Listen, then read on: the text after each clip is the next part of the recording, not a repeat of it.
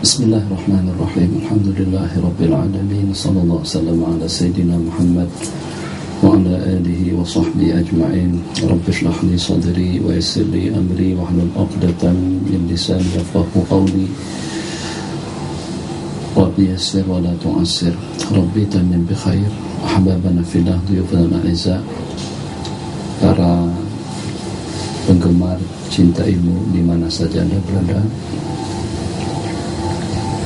InsyaAllah pada kesempatan yang berbahagia ini kita akan menyambung pembicaraan yang telah kita mulakan sejak pada beberapa bulan yang lalu, yaitu berkenaan dengan hadis Shallu kama ra'aitumuni usalli. Sembahyanglah kamu sebagaimana kamu melihat aku sembahyang. Kaifiyatnya, geraknya, perbuatannya, bacaannya, dan juga dengan segala kesempurnaan yang ada hubungan kaitannya dengan sembahyang. Jadi bukan suatu pertanyaan yang patut untuk kita tanyakan, tapi memang merupakan suatu kewajaran kalau pada saat dengan kita dituntut untuk melaksanakan sembahyang sebagaimana sembahyangnya Sayyiduna Rasulullah SAW. Sebab dia adalah qimah fi kulli syai', yang terindah, yang tercantik, dan yang paling sempurna daripada segala aspek. Dari sudut mana saja ialah sembahyang baginda Nabi, dengan takbirnya, dengan tasbihnya, dengan tahmidnya, dengan hauqalahnya, dengan bacaannya, khasyahnya, tazallulnya, tadarru'nya, doa dan munajatnya adalah yang terbaik. Jadi pada kesempatan yang berbahagia ini kita akan melanjutkan perbincangan kita dengan 3 macam jenis sembahyang sunat. Yang pertama, sembahyang yang jarang-jarang disebut, yang barangkali kebanyakan kita belum pernah melaksanakan atau belum tahu tentang sembahyang itu, sembahyang sunat al-awwabin. Yang kedua, dengan sembahyang sunat tasbih, itu sudah sering kita laksanakan dan sering kita dengar. Dan yang ketiga adalah sembahyang al-kusuf atau al-khusuf, gerhana matahari dan bulan. Kita melakukan dengan sembahyang yang pertama al-awwabin, itu daripada al-awwab, ay ar-raji'in, kumpulan orang-orang yang kembali kepada Allah Jalla wa'ala. Jadi sebelum kita disedarkan, sepatutnya kita sedar diri. Sepatutnya dengan kita ada insaf. Selain daripada kita mengenal matlamat hidup dia adalah untuk apa, dan kenapa dengan Allah muliakan kita, kenapa Allah berikan berbagai fasiliti nikmat kepada kita, dan kenapa dengan kita melebihi daripada makhluk Allah lainnya. Selain daripada kita mengenal matlamat hidup, juga dengan kita dapat melaksanakan, bukannya setakat tahu tapi mempraktekkan, bukannya setakat mengamat tapi juga dalam keseharian kita mampu untuk menerjemahkan bagaimana yang kalau pada saat matlamat kita adalah untuk melaksanakan ubudiyah, bagaimana ubudiyah yang sepatutnya untuk kita laksanakan.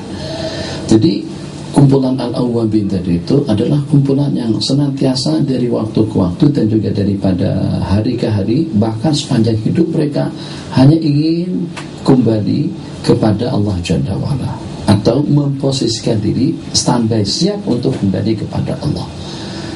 Al-awwabin ar-raji'ina ila maula Jalla wa'ala.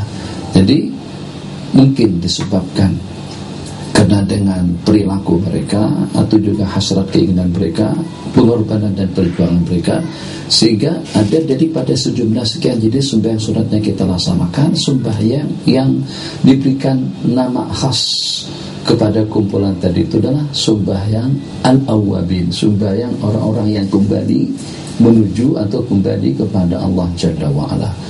Yang dengan sembahyang tersebut waktunya daripada selepas kita melaksanakan sembahyang maghrib sampai adzan isya berkumandang, tak lama mana. Jadi kalau semalam atau sebelumnya, mungkin dalam tayangan kita setelahnya atau tidak pasti, kita berbicara tentang sembahyang sunat duha, waktunya panjang sekali, daripada selepas waktu tahrim sampai gelincir matahari. Yang ini waktunya hanya antara maghrib dengan isya. Jadi kalau kita berpeluang dalam setengah jam Seandainya sembahyang yang kita laksanakan itu sebagaimana sembahyang yang biasa kita lakukan, mungkin kita boleh dalam 6 rakaat, 8 rakaat, 10 rakaat, dia jumlah bilangan yang paling banyak 20 rakaat. Salatul awabin jumlah bilangan yang terbanyak 20 rakaat, minimal paling sedikit rakaatain, 2 rakaat.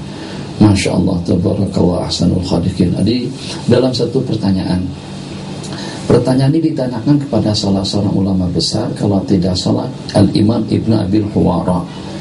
Imam Ibn Abil Huwara ditanya, bagaimana Tuan Guru, saya ini antara dua kebaikan, antara dua keadaan, tapi saya tidak dapat untuk menghubungkan dan juga untuk menggabungkan antara dua kebaikan tersebut. Kebaikan yang pertama, ingin juga senantiasa dan selalu istiqomah melaksanakan puasa pada tiap hari Senin dan Kamis, atau sebagaimana puasa Nabiullah Daud alaihi salam. Tapi yang jadi masalahnya, kalau saya puasa, ya maklumlah, tak makan, tak minum, haus, dahaga. Begitu kita terdadakkan dengan makanan dan minuman, kadang-kadang kita lupa daratan. Lupa daratan macam mana? Ya Allah, keripap, donat lagi, soya, sirap, Masya Allah, tabarakallah. Tuh dengan sirap Bandung, minum lagi, yang sehingga akan menjejaskan peluang waktu untuk melaksanakan salat awabin. Lepas salat maghrib dilaksanakan, tak lama kemudian Allahu Akbar, Allahu Akbar, berkumandang azan isya. Sedangkan salat awabin tadi itu antara maghrib dengan isya. Jadi itu guru agak-agak yang mana satu yang patut untuk saya laksanakan. Kalau saya muhafadzah istiqamah melaksanakan salat al-awabin, maka saya tak boleh puasa. Sebab kaki puasa iya, tapi kaki makan minum iya juga.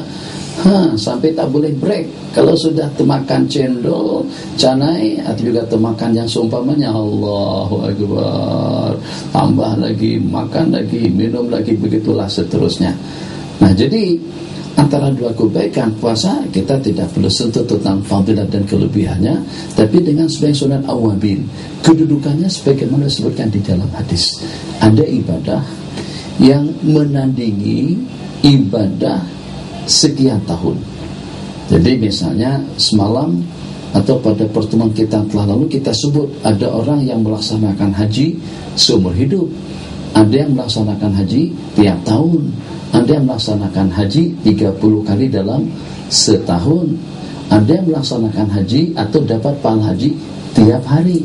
Jadi kemarin yang mendapatkan pahala haji tiap hari itu adalah seseorang yang setelah melaksanakan sembahyang subuh, duduk dengan zikirnya, duduk dengan tasbih dan tahmidnya, duduk dengan amalannya, sehingga sampai terbit matahari, sampai berakhir waktu tahrim, maka dia pun menyambung kegiatan ibadahnya tadi itu dengan melaksanakan sembahyang 2 rakaat yang disebut dengan sembahyang sunat al-isyraq. Allahu Akbar, rakaatil isyraq itu yang dengan pahalanya sebagaimana disebutkan di dalam hadis Nabi kita bersabda, hadisnya panjang yang penghujungnya pahalanya sama dengan ajri hajjatin tamatin, pahalanya sama dengan pahala haji yang sempurna 3 kali. Nah, bagaimana pula dengan sembahyang sunat al-awwabin? Tadi minimal 2 rakaat, sederhana dan sempurna 6 rakaat, lebih sempurna kalau sampai 20 rakaat. Lenguhlah. Sebab dengan kita biasa yang 20 rakaat itu sembahyang tarawih, dan itu pun setakat 4 kali salamnya, tak sampai 20. Sudah masuk kepada rakaat yang ke-9 sudah tak nampak batang hidung. Itu ramai yang berkumpul, ada dorongan, ada yang memotivasi dan juga yang memberikan semangat, himmah kepada kita untuk kita melaksanakannya. Bagaimana dengan salat awabin yang jarang-jarang dikerjakan? Nabi kita bersabda dalam sebuah hadis, man shallal maghriba, barang siapa, hadis ini riwayat daripada Imam At-Tirmidzi, hadisnya hasan, barang siapa melaksanakan sembahyang maghrib wa atba'ahu bi sitti raka'atin, kemudian dia sertakan sembahyang maghrib tadi itu dengan 6 rakaat sembahyang sunat. Kata ulama 6 rakaat sembahyang sunat al-awwabin itu pahalanya sama udilna ibadatas natai asyrata sanatan, itu akan mengimbangi ibadah 12 tahun. Oh, lumayan, insyaallah tabarakallah. 12 tahun untuk mendapatkan sokongan suara 12.000 itu banyak. Ini 12 tahun. Lenguh lah kalau beribadah sampai 12 tahun. Mana boleh? Jangankan 12 tahun, 3 jam pun. Coba kita ini kita buat rekaman, kita buat pengajian bersambung. Hari ini ada 3 episode. 1, 2, 3. Siapa yang boleh duduk sampai 3 jam di sini? Baru masuk pada jam yang kedua. Masuk pada jam ketiga, Allah Akbar, kunjur kaki, rubah posisi, sambil minum, sambil makan, buka handset. Seperti itu yang kita tengok di masjid-masjid kalau pada saat dengan pengajian lebih daripada 1 jam. Maghrib Isya boleh tahan, tak lama mana, dalam 45 menit saja. Tapi Maghrib Isya dilanjutkan, ditangguhkan sampai pada dekat-dekat pukul 10. Berdeham 11 itu. Jangankan pengajian, ya kalau pada sembahyang pun tuan imam lagi khusyuk-khusyuknya, imam dapat fuyudat, dapat nafahat daripada Allah, lagi syok-syoknya berdoa pada akhir rakaat dalam tasyahud, fil alamin innaka hamidul majid, Allahumma inni a'udzubika min adzabi jahannam, min adzabil qabr, Allahumma ighfirli, Allah ampunilah aku ma qaddamtu wa ma akhartu, yang awal dan yang akhir. Karena terlibat kemarin itu dalam satu kesalahan. Imam tahulah tentang kesalahan imam itu apa sebenarnya.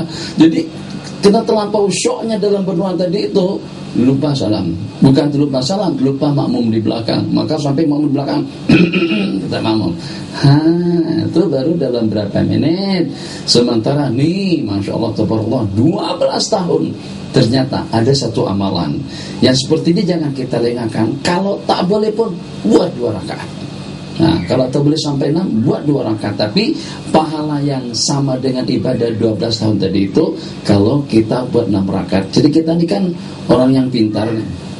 Kita serba pintar, menipu pintar, buat strategi pintar, untuk mengakalin macam mana supaya jadi elok cantik pun juga pintar. Pokoknya boleh lah, kita boleh. Katalah boleh, Malaysia boleh, semuanya boleh. Jadi kalau memang boleh, jadi macam mana yang 6 tadi itu? Yang 6 itu kira-kira kalau kita buat sunat maghrib 2 rakaat terus tambah 6 lagi, 8 jadinya kalau macam tu saya. Lenguh lagu. Udah, tak apa. Hak 2 rakaat sunat maghrib itu kita gabung dengan sunat awabin. Jadi niatnya sengaja aku melaksanakan sembahyang ba'diyah maghrib 2 rakaat dan dengan sunat awabin lillahi ta'ala, Allahu Akbar, dapat 2. Tambah lagi 2 rakaat jadi 6. Pahalanya sama dengan ibadah 12 tahun. Seperti itu, seperti pada waktu kita membaca Al-Hakumut Takatsur, 1 kali membaca surah Al-Hakumut Takatsur pahalanya sama dengan membaca 1000 ayat daripada Al-Quran.